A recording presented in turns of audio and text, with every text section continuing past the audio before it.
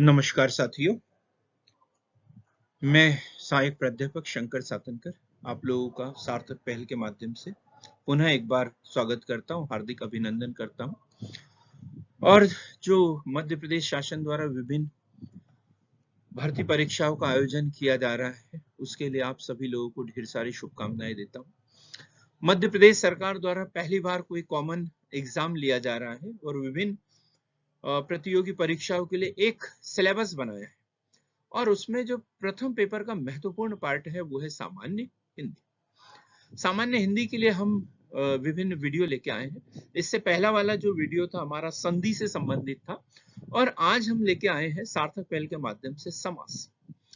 समास का शाब्दिक अर्थ है संक्षेप, अर्थात विभिन्न पदों का एक पद में सम्यक निक्षेप करने की प्रक्रिया को समास कहते हैं। जैसे संधि में क्या होता था, दो वर्ण आपस में जुड़ते थे और इसमें क्या होता है, दो शब्द अलग अलग होते हैं। तो समास बनने की प्रक्रिया में कारक चिन्हों का विलोप हो जाता है। तो समास और संधि, समास दो शब्दों के लिए है और संधि दो वर्णों के लिए। तो देखो, समास और समास, विग्रह और समास। समास क्या है? विभिन्न पदों का एक पद में निक्षेप करने की प्रक्रिया, दो शब्दों का मिलकर एक शब्द बनना, उसके बीच की जो विभक्तियां वगैरह होती है उसका विलोप हो जाता है, तो उसे समास कहते हैं। और वही एक कोई सामासिक शब्द है, उसको यदि विखंडित करके दो नए नए शब्द बनाए जाए तो उसे क्या कहेंगे? विग्रह कहते हैं। तो समास के भेद यदि हम देखें तो इसके 6 भेद हैं, 6 प्रकार। समास के 6 प्रकार है। अव्ययभावी समास, तत्पुरुष समास, कर्मधारय समास, बहुब्रीहि समास, द्विगु समास और द्वंद्व समास। ठीक, वहां लिखने में आपको द्वंद्व कुछ अलग दिखेगा, लेकिन उसे द्वंद्व समास ही हम पढ़ेंगे। अव्ययभावी समास, तत्पुरुष समास, कर्मधारय समास, बहुब्रीहि समास, द्विगु समास और द्वंद्व समास। तो सबसे पहला हम देखते हैं अव्ययभावी समास। जिस समास में पहला पद प्रधान होता है तथा समस्त पद अव्यय का काम करता है, जैसे आजीवन। तो आ जो है वो पहला पद है और जीवन जो है दूसरा पद है। तो आ जो है ये पहला पद होता है और ये प्रधान है। आजीवन, आमरण, आजन्म, तो आ जो है पहला पद है और ये प्रधान है। इससे हम कई शब्द बनाए जा सकते हैं। सीधी सी बात समझ में आ गई। तो पहला पद जिसमें प्रधान होता है तो वो वहां अव्ययभावी समास होता है। जैसे यथाशक्ति, अब यथा ये पहला पद प्रधान है। अब यथाशक्ति, यदा विधि, यथासाध्य, इस तरीके से अनेक शब्द बनाए जा सकते हैं। तो यथा शक्ति, शक्ति के अनुसार। दूसरा हमने उदाहरण दिया आजीवन, जैसे आजीवन, आजन, ये प्रथम पद जो है वो आ है और ये महत्वपूर्ण है। प्रथम पद प्रधान होता है। जैसे आजीवन, जीवन पर्यंत, आजन्म, जन्म पर्यंत। उसके बाद आमरण, मरण पर्यंत। फिर हमने लिया है भरपेट, भरपेट, भरसक, भरपूर, ये शब्द है। तो भरपेट मतलब पेट भरकर। अब समझ में आ गया होगा कि क्या है अव्ययभावी समास, जिसमें पहला पद प्रधान होता है और समस्त पद जो है वो अव्यय का काम करता है। अव्यय जो समय, काल, रीति, क्रिया के अनुसार जिसमें परिवर्तन नहीं होता है। अब इसी प्रकार अव्ययभावी समास में क्या बताएं? पूर्व पद की प्रधानता होती है, समस्त पद जो होता है वो अव्यय की भांति कार्य करता है। अब हम देखेंगे तत्पुरुष समास। जो दूसरा समास है वो है तत्पुरुष समास। इस समास में दूसरा पद प्रधान होता है। जैसे अव्यय में हमने पढ़ा ना, पहला पद प्रधान होता है और इसमें दूसरा पद प्रधान होता है तथा विभक्ति चिन्हों का लोप हो जाता है। तो विभक्ति चिन्हों के आधार पर हम इसे 6 उपभेदों में विभक्त कर सकते हैं। तत्पुरुष समास के 6, जैसे कर्म तत्पुरुष, करण तत्पुरुष, संप्रदाय तत्पुरुष, अपादान तत्पुरुष, संबंध तत्पुरुष और अधिकरण तत्पुरुष। जैसे यश प्राप्त, यश प्राप्त, इसका यदि हम विग्रह करते तो यश को प्राप्त। यहाँ यश जो है श आधा दिख रहा है, उसे पूरा श हम देखेंगे, यश प्राप्त, यश को प्राप्त। इसी प्रकार ग्रंथकार, ग्रंथ को करने वाला। तो इसमें जो कर्म, कर्म जो विभक्ति है उसका विलोप हो रहा है, तो इसलिए इसे कर्म तत्पुरुष कहते हैं। इसी प्रकार करण तत्पुरुष, करण तत्पुरुष, करण से, तो से इसकी विभक्ति होती है तो से का विलोप हो रहा है वहां पे। जैसे कष्ट साध्य, मतलब कष्ट से साध्य। हस्तलिखित, हाथों से लिखा हुआ, हाथों से लिखित, हाथों से लिखित, तो से विभक्ति का उसमें लोप हो रहा है, तो इसलिए करण तत्पुरुष है। इसी प्रकार हम संप्रदान तत्पुरुष देखते हैं, तो संप्रदान की विभक्ति होती है को के लिए, को के लिए, तो इसमें के लिए जो विभक्ति है इसका विलोप हो रहा है। जैसे बलि पशु, बलि के लिए पशु, मार्ग व्यय, मार्ग के लिए व्यय, तो ये जो के लिए विभक्ति है इसका विलोप इसमें हो रहा है, इसलिए ये संप्रदान तत्पुरुष है। कई बार जो एग्जाम में यही क्वेश्चन पूछा जाता है, कर्म जो कर्म जो है उसकी विभक्ति कौन सी होगी, करण की विभक्ति क्या होगी, संप्रदान की विभक्ति क्या होगी।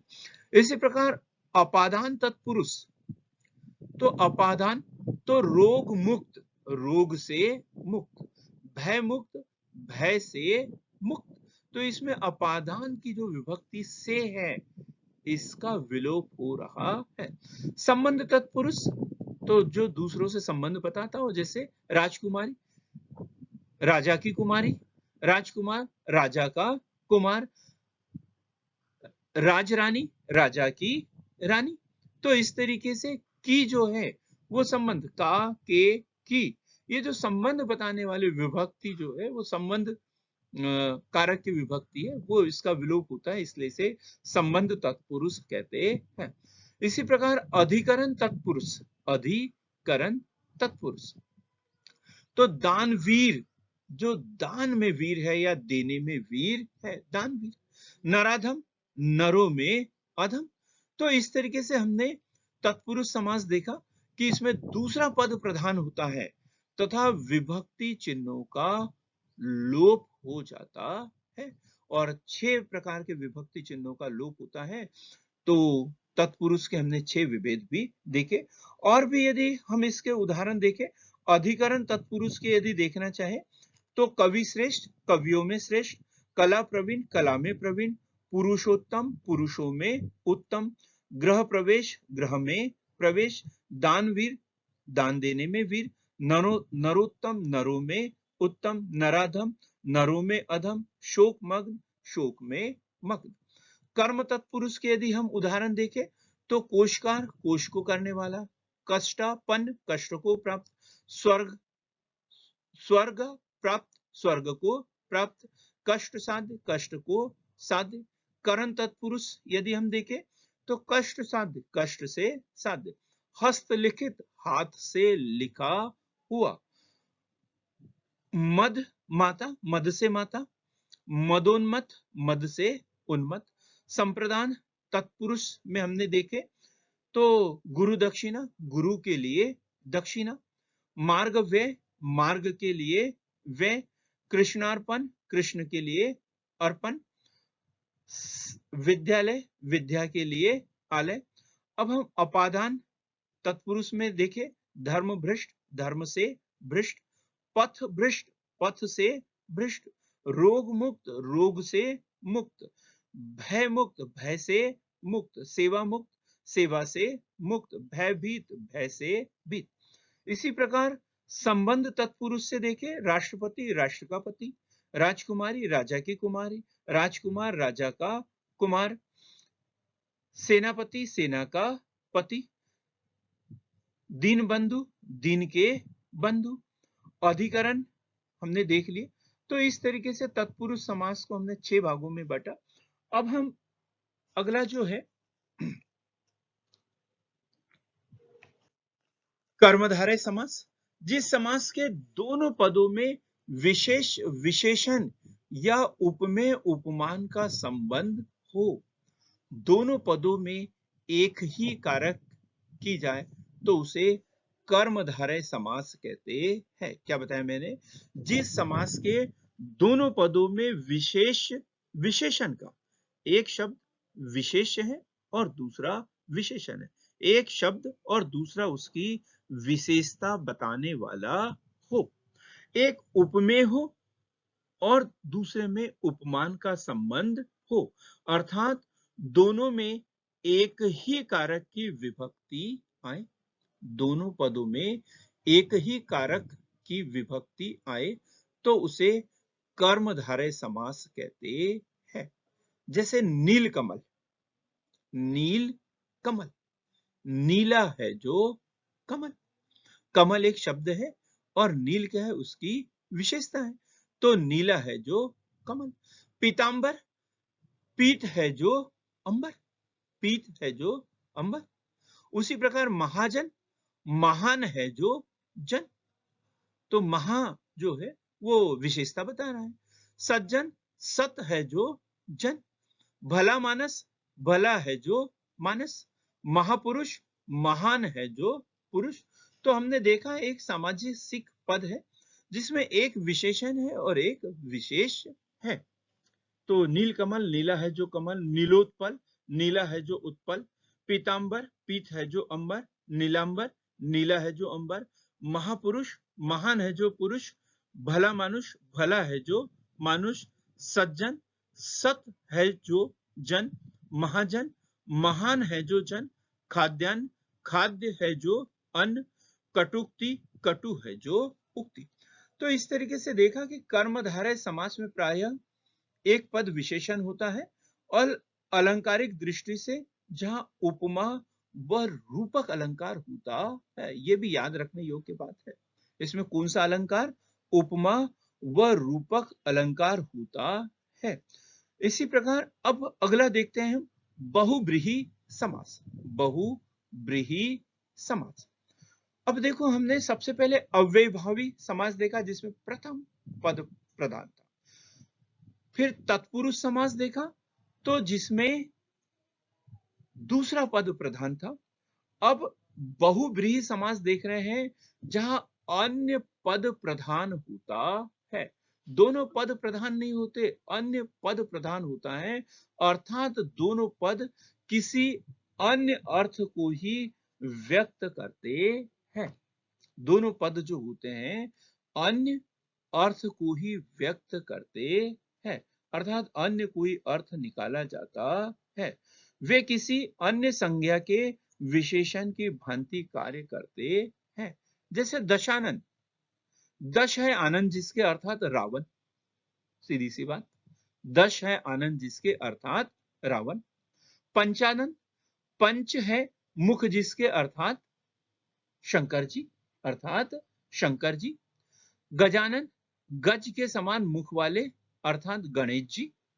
पीतांबर, पीला है वस्त्र जिसका अर्थात श्री कृष्ण। इसके अलावा यदि और उदाहरण देखें हम तो चंद्रमौली, चंद्रमा है जिसके मस्तक पर अर्थात शंकर जी। चतुर्भुज, चार है भुजाएं जिसके अर्थात विष्णु जी। चतुर्मुख, चार है मुख जिसके अर्थात ब्रह्मा जी। पीतांबर, पीला है वस्त्र जिसका अर्थात श्री कृष्ण। नीलकंठ, नीला है कंठ जिसका अर्थात शंकर जी। षडानन, छह है मुख जिसके अर्थात कार्तिकेय। तो ऐसे देखा हमने दोनों पदों से भिन्न अर्थ निकलता है, तो वहां पर बहुब्रीहि समास होता है। इसमें यदि देखें तो बहुब्रीहि समास दो या अधिक पदों का होता है। इसमें अन्य पद प्रधान होता है। इसका विग्रह जो होता है शब्दात्मक न होकर वाक्यात्मक होता है। विग्रह जो होता है वो शब्दात्मक न होकर वाक्यात्मक होता है। जैसे हम देखें दशानन, दश है आनंद जिसके अर्थात रावण। पंचानन, पंच है मुख जिसके अर्थात शंकर जी। ये शब्दात्मक न होकर व्याख्यात्मक है। वाक्यात्मक है। इस समास के दोनों पद विशेषण की भांति कार्य करते हैं। जैसे कर्मधारय समास में क्या था, एक पद विशेषण था और एक विशेष, लेकिन यहां पर क्या है, दोनों पद जो है वो विशेषण की भांति कार्य करते हैं। दोनों पद विशेषण की भांति कार्य करते हैं। आगे हम देखेंगे द्विगु समास। द्विगु समास, द्विगु समास बड़ा सरल है, सबसे सरल समास जिसे मैं कहता हूं। इस समास का पहला पद जो होता है संख्यावाचक होता है। पहला पद जो होता है संख्यावाचक होता है, अर्थात संपूर्ण पद जो है किसी समूह का बोध कराता है, बोध कराता है। जैसे एक उदाहरण दिया है इसमें हमने, पंचवटी, 5 वट वृक्षों का समूह। चौराहा, 4 रास्तों का समाहार। नवरत्न, 9 रत्नों का समूह। पंचतत्व, 5 तत्वों का समूह। समझ में आया? द्विगु समास अर्थात जिसका पहला पद संख्यावाचक होता है, पहला पद संख्यावाचक होता है। इसी प्रकार हम देखें द्विगु। द्विगु, 2 गायों का समूह, 2 गायों का समूह। सप्त ऋषि, 7 ऋषियों का समूह। पंसेरी, 5 शेरों का समूह। पंसेरी, 5 शेरों का समूह। शेर मतलब तौल की एक मात्रा, प्राचीन समय में से बोलते थे पंसेरी। आज भी किराना दुकान को पंसेरी की दुकान, परचूनी की दुकान कहते, तो वही पंसेरी, 5 शेरों का समूह। अठन्नी, 8 आनों का समाहार। अठन्नी। चवन्नी, 4 आनों का समाहार। पंचामृत, 5 अमृतों का समाहार। सतसई, 700 छंदों का समाहार। तो इस तरीके से द्विगु समास हमने देखा। तो इस समास का पहला पद जो होता है संख्यावाचक होता है। अब हम देखेंगे द्वंद्व समास। द्वंद्व समास, अब हम द्विगु समास में क्या देखा था कि द्विगु समास का पहला पद संख्यावाचक होता है, और बहुब्रीहि समास में भी कभी कभी पहला पद संख्यावाचक होता है, किंतु समस्त पद का जो बोध होता है वो कहीं अन्य कराता है। जैसे दशानन, दश है आनंद जिसके अर्थात रावण। त्रिनेत्र, 3 है नेत्र जिसके अर्थात शंकर जी। तो अन्य शब्द का बोध कराता है तो बहुब्रीहि समास है, और एक विशिष्ट अर्थ निकलता है तो वो द्विगु समास होता है। अब हम देखेंगे द्वंद्व समास। द्वंद्व का शाब्दिक अर्थ होता है युग्म या जोड़ा। युग्म या जोड़ा। इस समास में 2 पद होते हैं और दोनों की ही प्रधानता होती है। अव्ययभावी समास जिसमें पहला पद प्रधान होता है। तत्पुरुष समास जिसमें दूसरा पद प्रधान होता है। बहुब्रीहि समास जिसमें दोनों पद प्रधान नहीं होते, कोई तीसरा पद प्रधान होता है। लेकिन द्वंद्व समास जिसमें दोनों ही पद प्रधान होते हैं, दोनों ही पद प्रधान होते हैं। इसमें और, एवं, तथा, या, अथवा जैसे विकल्पवाचक संयोजक शब्द बीच में आते हैं। विलोम शब्द भी इसमें होते हैं, समानार्थी शब्द होते हैं इसमें, ठीक। जैसे लाभ हानि, लाभ या हानि। सुख दुख, सुख और दुख। नर नारी, नर और नारी। भाई बहन, भाई और बहन। ऐसे शब्द हैं जिसमें जो है वो द्वंद्व समास देखने को मिलता है। जैसे माता पिता, माता और पिता। दूध दही, दूध और दही। घी शक्कर, घी और शक्कर। नर नारी, नर और नारी। राजा रानी, राजा और रानी। भला बुरा, भला और बुरा। पाप पुण्य, पाप और पुण्य। ये जो शब्द है यहाँ पर द्वंद्व समास के उदाहरण हमने देखे। अब एक दो क्वेश्चन पूछ रहा हूं मैं आप लोगों से, आपके क्या समझ में आया? तो यथोचित, यथोचित किस समास का उदाहरण होगा? यथोचित, यथोचित सोच लिया आप लोगों ने? यथोचित ये अव्ययभावी समास का उदाहरण होगा। अव्ययभावी समास का उदाहरण होगा। सप्त ऋषि, सप्त ऋषि किस समास का उदाहरण होगा? सप्तऋषि। तो सप्तऋषि द्विगु समास का उदाहरण होगा। इसी प्रकार हम देखते हैं त्रिनेत्र। त्रिनेत्र, त्रिनेत्र किस समास का उदाहरण होगा? तो त्रिनेत्र सोच लिया आप लोगों ने? कमेंट अवश्य करें। त्रिनेत्र बहुव्रीहि समास का उदाहरण होगा। त्रिनेत्र जो है बहुव्रीहि समास का उदाहरण होगा। एक है हानि लाभ। हानि लाभ, जल्दी बताओ किस समास का उदाहरण होगा? हानि लाभ। हानि लाभ, तो हानि लाभ जो है वो द्वंद्व समास का उदाहरण होगा। तो मित्रों, हमने चलो सार्थक पहल के माध्यम से हमने समाज जो है, समास और समास विग्रह, समास के विभिन्न भेद, इसके विषय में पढ़ने की कोशिश की है। तो ऐसे विभिन्न तथ्यों के बारे में जानकारी प्राप्त करने के लिए, पटवारी जैसे एग्जाम की तैयारी करने के लिए सार्थक पहल के साथ में जुड़े। सार्थक पहल की जो पहल है, इसको अन्य लोगों तक पहुंचाने के लिए हमारे चैनल को लाइक कीजिए, शेयर कीजिए और सब्सक्राइब कीजिए। बहुत बहुत धन्यवाद।